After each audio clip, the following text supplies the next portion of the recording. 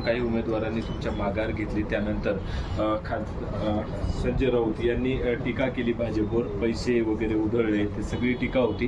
त्यावर नितेश राणे यांनी बर्नॉलच दाखवला आणि चालू प्रेसमध्ये तो बर्नॉल दाखवला, याची गरज संजय राऊत नाही असं सांगितलं. फक्त असे थिल्लरपणाला काही अर्थ नाही, याला परिपक्वता मानता येणार नाही. उत्तर द्यावं शब्दामध्ये असेल तुमच्याकडे तर, असं बर्नॉल वगैरे दाखवून हे काही उत्तर होत नाही.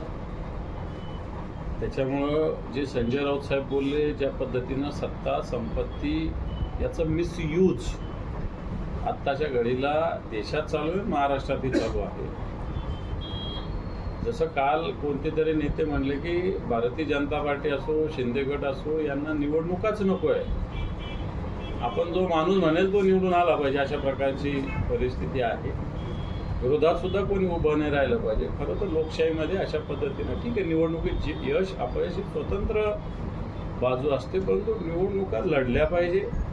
हारणं जिंकणं स्वतंत्र विषय आहे. मतांची संख्या कमी असेल नाही तर जास्त असेल, म्हणून त्याला अशा पद्धतीनं मग तुम्ही कशासाठी आता नितेश राणे कशासाठी दुसऱ्या पक्षाचा उमेदवार स्वतःच्या गाडीत घेऊन गेला. मग नितेश राणे खरं तर यांना एखादा साधा उमेदवार उभा राहतो आणि त्याला वापस घ्यावा अशा पद्धतीने, याचा अर्थ तुमचं कुठंतरी पायाखालची वाळू सरकलेली आहे, तुमच्या मनात भीती आहे, म्हणून तुम्ही बिनविरोध करण्यासाठी प्रयत्न करताय.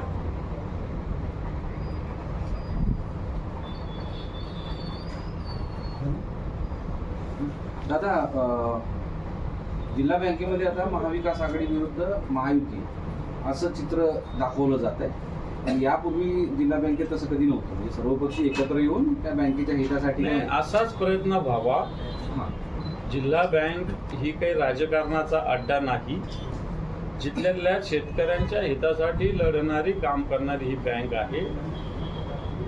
अशाच पद्धतीनं मागच्या जुने सगळे अध्यक्ष असतील, सुरेश पाटील असतील, रामकृष्ण बाबा असतील, जे कोणी अध्यक्ष होते यांनी अशाच पद्धतीनं ही बँक सांभाळलेली आहे. तिथं राजकारण कधीच झालेलं नाही, येणाऱ्या काळातही होऊ नये. आणि म्हणून मला असं वाटतं याच्यात महायुती असो किंवा महाविकास आघाडी असो, हे आपले राजकीय निवडणुकीत या सगळ्या गोष्टी होत राहील, परंतु जिल्हा बँकेत मला असं वाटतं शेतकऱ्यांचं हित प्राधान्यानं लक्षात घेऊन तिथं राजकारणाचा अड्डा न करता तिथली निवडणूक व्हावी अशा प्रकारची आमची भूमिका आहे. नाही झाली तर आम्ही लढण्यासाठी सक्षम आहोत. बाळ माने यांनी ऐनवेळी निवडणुकीतून माघार घेतली, त्यानंतर आता राणे यांनीच त्यांना माघार घेण्यास लावली असं सांगितलं जात होतं. मात्र नारायण राणे यांनी बाळ मानेवरच टीका केली की ते दर 5 वर्षांनी निवडणूक आली की असे निर्णय घेतात, असं त्यांचं. मला माहिती नाही बाकी, परंतु नितेश राणेंच्या गाडीमध्ये बसून ते गेले याच्यातच सगळं काही दडलेलं आहे. जर अशा पद्धतीनं तुम्ही निवडून येता सगळं, तर मग कशाला बाळ मानेला गाडीत बसून फॉर्म वापस घ्यायला घेऊन जायचं? कशाला घेऊन जायचं? लढू द्यायचं ना. डोणगावकर यांची देखील ऐनवेळी माघार झाली आणि आता त्यांनी असं सांगितलं की पक्षाने जी माझ्यावर कारवाई केली ती अंबादास दानवे यांनी सांगितलं असावं, कारण मी ऐनवेळी माघार घेतली त्यामुळे त्यांचा इगो हर्ट झाला असावा. नाही, मला तर माहीत पण नव्हतं. मी सामनामध्ये वाचलं. कृष्ण डोणगावकर माझ्या संपर्कात होते. कृष्ण डोणगावकरांना त्यांची इच्छा होती, आम्ही म्हटलं होतं इलेक्शन लढण्यासाठी, त्यांची पण इच्छा होती.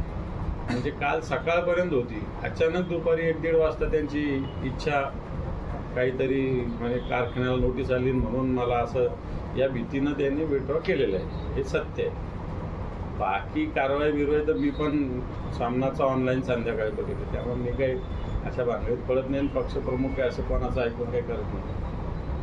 जिथं त्यांचा विजय निश्चित आहे तरी विरोधकाला उभं होऊ द्यायचं नाही म्हणून दबाव तंत्राचा वापर केला जातोय का? मग 100%.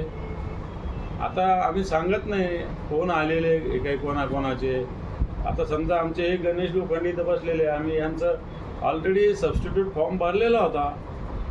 पण ठीक आहे, आता फार सांगण्याची गरज नाही, परंतु अशा पद्धतीनं प्रेशर टॅक्टिसेस वापरण्याचा प्रयत्न भारतीय जनता पार्टीकडून झालेला.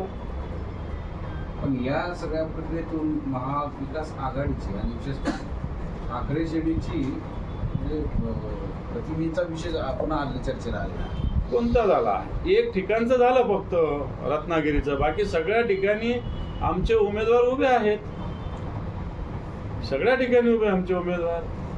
बाकीच्या पक्षाची तर ठीक आहे, आमचे ते सहकारी, पण त्यांचं तुम्ही कुठं कुठं काय काय बघा. त्या मानानं तुमचं लक्ष आमच्याच पक्षाकडे जास्त आहे, पण आमच्या एका उमेदवारानं केलं, बाकी आमचं काही तसं कुठंच काही नाही. आमचं जे काही आम्ही डिक्लेअर केले होते ते सगळे लढत आहेत.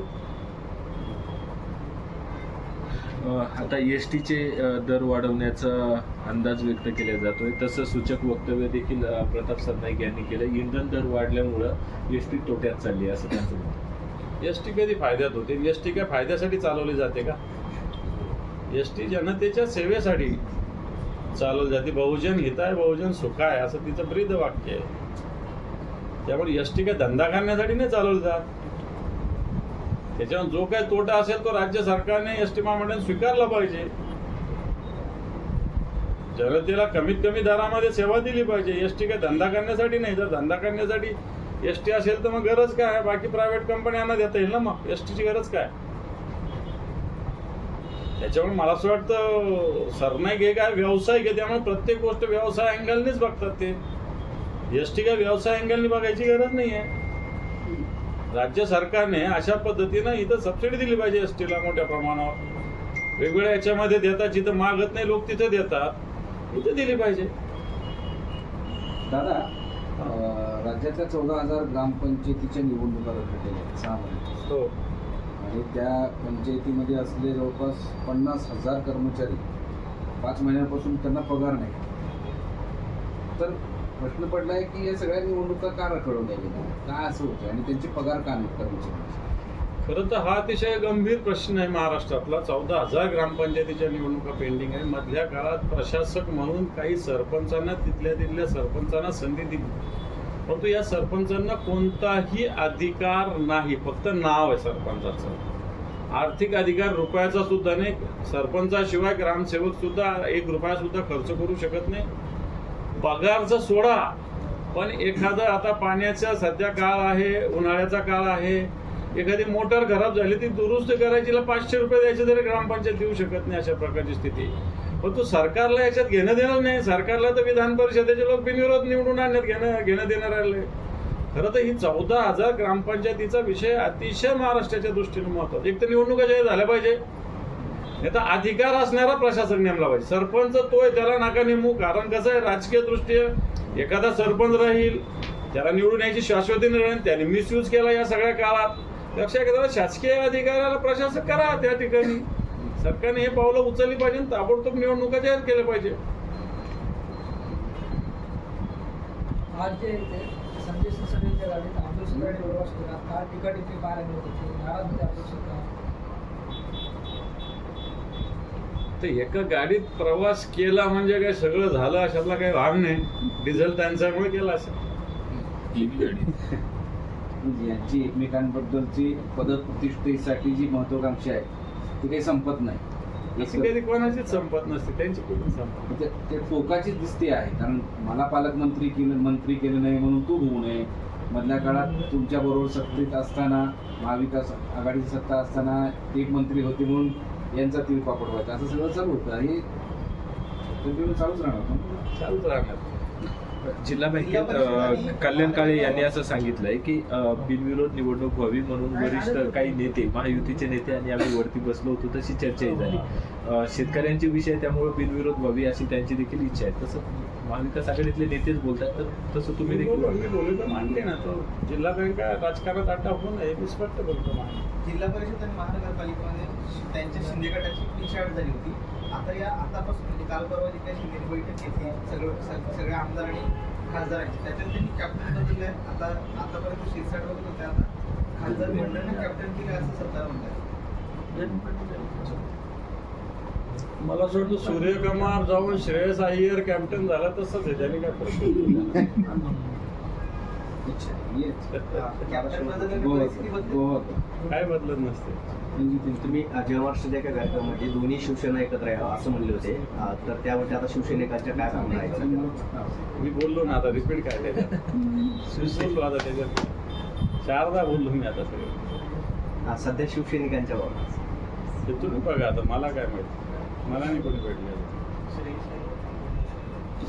ठीक आहे. धन्यवाद.